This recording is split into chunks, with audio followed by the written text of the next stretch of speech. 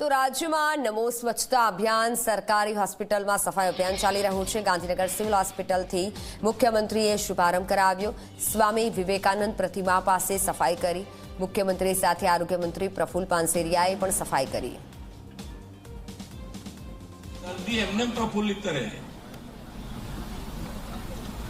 એટલે તમારી સેવાથી પ્રફુલભાઈ અહીંયા કીધું એમ ખૂબ સારી સેવા મળી રહી છે। મને પણ મારો અનુભવ કહે છે કે ભાઈ ખૂબ સારી સેવાઓ આપણા ત્યાં થઈ રહી છે અને નાનો માણસ આપણા ત્યાંથી ખુશ થઈને જાય એટલે કેટલા આશીર્વાદ મળે કે જેની પાસે કોઈ વ્યવસ્થા નથી, કોઈ પૈસા નથી, ઘરમાં રહેવાનું નથી, ક્યાંક ઘણી વખત એવો દર્દી આપણા ત્યાં આવ્યો હોય ને એને તમે સેવા કરીને સાજો કરીને મોકલો તો એ કેટલા આશીષ મળે। આપણે તો આપણી સંસ્કૃતિ છે કે આશીર્વાદમાં કેટલી તાકાત રહી છે।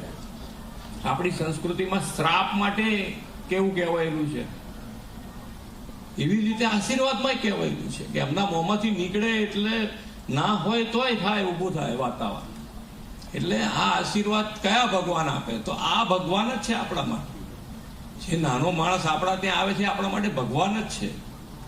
એટલે ખૂબ સારી સેવા આપણે સાથે મળીને કરીએ અને વિકસિત ભારત માટે વિકસિત ગુજરાત અહીંયાથી કીધું એમ કે ભાઈ જે ડેવલપ કન્ટ્રી છે એમાં અને આપણા કન્ટ્રીમાં જે ચેપ જે લાગે છે એમાં 7% અને 15%નો એટલે ડબલ છે, આપણો રેશિયો ડબલ છે। તો એ ઘટાડવા માટેનો પણ આપણો પ્રયત્ન હોવો જોઈએ અને એ આપણો સહિયારો પ્રયાસ હશે તો આની અંદર આપણે રિઝલ્ટ લાવી શકીશું।